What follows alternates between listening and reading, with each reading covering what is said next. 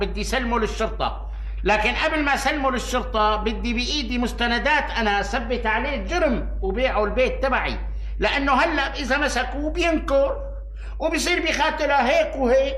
حسني أنا ما بخاتلها هيك وهيك، أنا مو مثل حكايتك، أنا ثابت على مبدئي.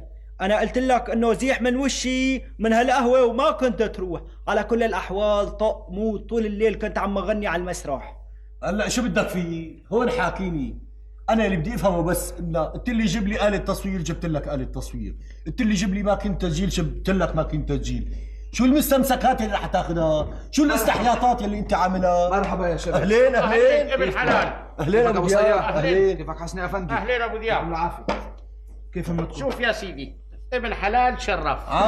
هلا صرتوا انتوا اثنين شهود، وفي آلة كاميرا بتصور المشهد، وانت آلة التسجيل تبعك بتسجل الصوت. هالمقصوف الرقبة بده يمثل يعيد تمثيل الجريمة.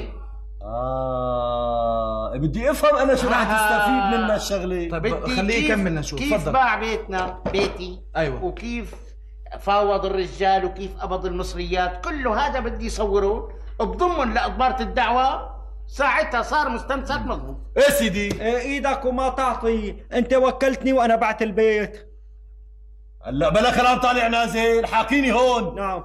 مستعد تعمل اللي عم يقول لك عليه ولا لا؟ لا. شلون؟ بلا.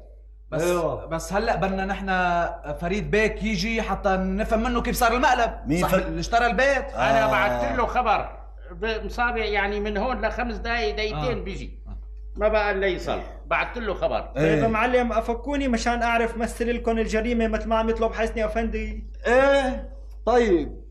ايه عن اذنك شوي لأنه تفضل. انا رح افكك وانت حاول تهرب لورجيك.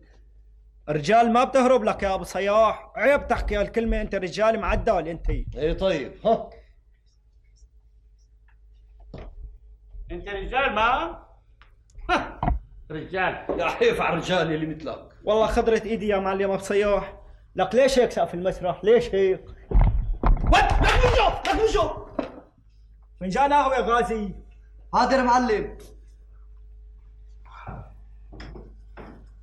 حسب حالك تقدر تهرب، ما خلص هي قصة الهريبة، ايما من بالك على طول.